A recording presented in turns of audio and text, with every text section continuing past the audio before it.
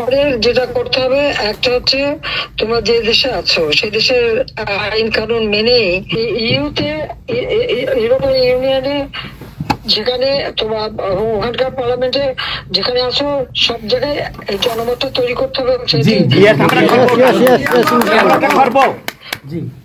Sir Denmark Awami লীগের সবাই এখানে আছি আপা, ডেনমার্ক আওয়ামী লীগের সবাই আছি আপা। আপনি এখন আমাদের কিছু নির্দেশনা দেন আমরা প্রবাসী থেকে কি করতে পারি, এবং বাংলাদেশে আমাদের যে ফ্যামিলি আছে, আত্মীয় স্বজন আছে, আমাদের যে বিভিন্ন দলের নেতৃবৃন্দরা আছে, আমরা কিন্তু অর্থনৈতিক থেকে বিভিন্নভাবে সহযোগিতা করতেছি যার যেভাবে পারি আমরা।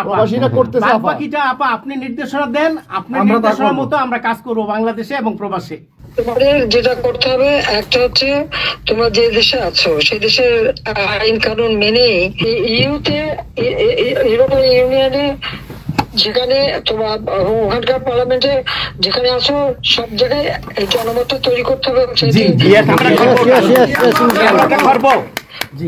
সন্ত্রাসের রাষ্ট্রে পরিণত করছে বা মানুষ খুন করছে, আজকে খুন করছে।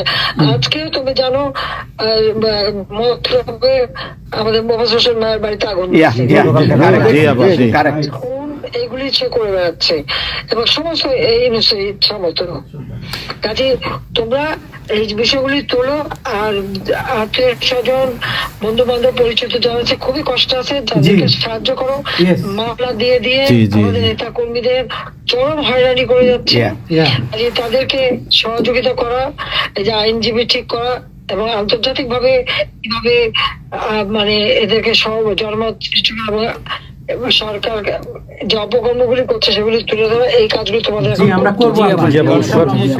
আপা একটা জিনিস একটু সন্দেহ লাগতেছে আপা, তাদের সাথে তোমরা থাকবা, কাজ করবা, আর দেশের ভিতরে মানুষকে যে এই সরকারকে না তাড়ালে দেশের মানুষের মুক্তি দেয়, যে এরা জঙ্গিদের সাথে হাত মিলিয়ে এই নিউজ যাকে সবচেয়ে বেশি সুবিধা আমি দিচ্ছি, গ্রামীণ ব্যাংকে 400 কোটি টাকা আমি দিয়েছিলাম যখন 96 সালে সরকারে ছিলাম, ব্যাংকটা বসে যাচ্ছিল।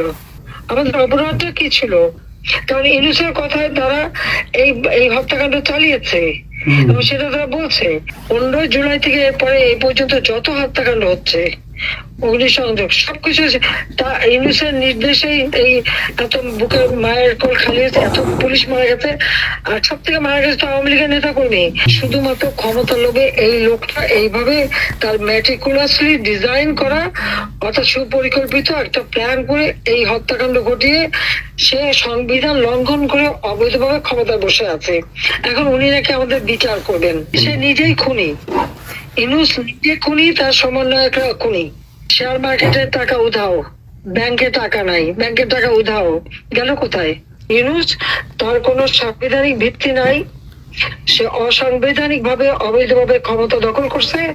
ইনশাল্লাহ তার বিচার ওই সংবিধান মোতাবেকই হবে এবং তার ওই চালা চামুন্ডা যে করার সাথে আছে আর উপদেষ্টা এবং সমন্বয়কারী সবকটার বিচার বাংলা মাটিতে হবে।